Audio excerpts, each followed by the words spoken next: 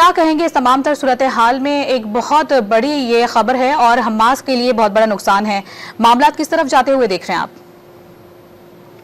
देखिए जी, ये सिर्फ हमास का नुकसान नहीं है, ये पूरे मुस्लिम वर्ल्ड का नुकसान है। इसलिए कि हमला जो है वो ठीक है, वो तेहरान में हुआ है, लेकिन वहां पर और भी बहुत से जो मुस्लिम ममालिक के सरबराहान हैं वो वहां पर मौजूद थे। और ये एक ऐसे मुस्लिम मुल्क की जो रिट है उसको चैलेंज किया गया है, जो कि ऑलरेडी इसराइल की तरफ से बहुत सी जो जारहाना कार्रवाइयां हैं उसका निशाना बन चुका है। अभी आप देखें कि 2-3 महीने पहले मई 2024 में इस्फहान में भी इसराइल ने एक इसी तरह का अटैक किया था।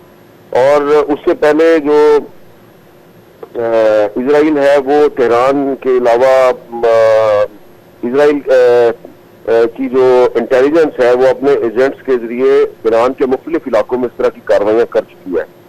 अभी कल जो है वो बैरूत के करीब भी इसराइल ने एक अटैक किया।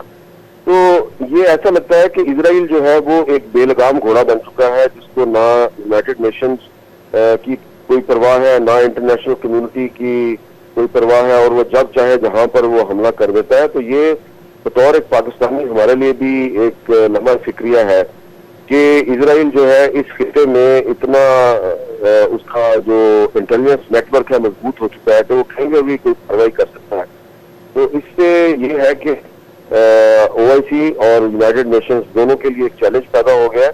और अब ये सिर्फ ईरान का टेस्ट केस नहीं है, क्योंकि सिर्फ ईरान ने रिस्पॉन्ड नहीं करना, बल्कि जो तमाम मुस्लिम कंट्रीज हैं, कम से कम OIC के जो मेंबर्स हैं उनको कलेक्टिवली रिस्पॉन्ड करना है। क्योंकि अगर आज ये ईरान के साथ हो सकता है तो ये किसी और इस्लामी मुल्क के साथ भी हो सकता है। तो इसलिए ये एक वक्त है, इसमें सिर्फ ये सवाल ना उठाया जाए कि जी ईरान क्या करेगा और क्या ये ईरान का टेस्ट केस है।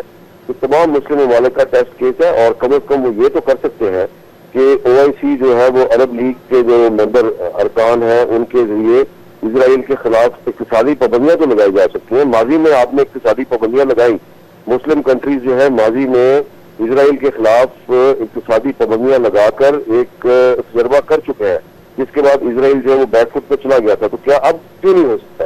तो अगर एक काम आप माजी में इसराइल को बैकफुट पे डाल सकते हैं तो अब भी डाल सकते हैं। तो इसलिए मुझे ये लगता है कि अगर वज़ीर-ए-आज़म शहबाज शरीफ साहब जो है वो OIC का एक ये ना सिर्फ ईरान बल्कि दीगर मुस्लिम ममालिक के लिए भी टेस्ट केस है, और इस पर हम लोगों को मिलकर ही कोई ना कोई इकदाम करना पड़ेगा। तज्ज़ियाकार हामिद मीर साहब हमारे साथ मौजूद थे, गुफ्तगू कर रहे थे। बहुत शुक्रिया आपका।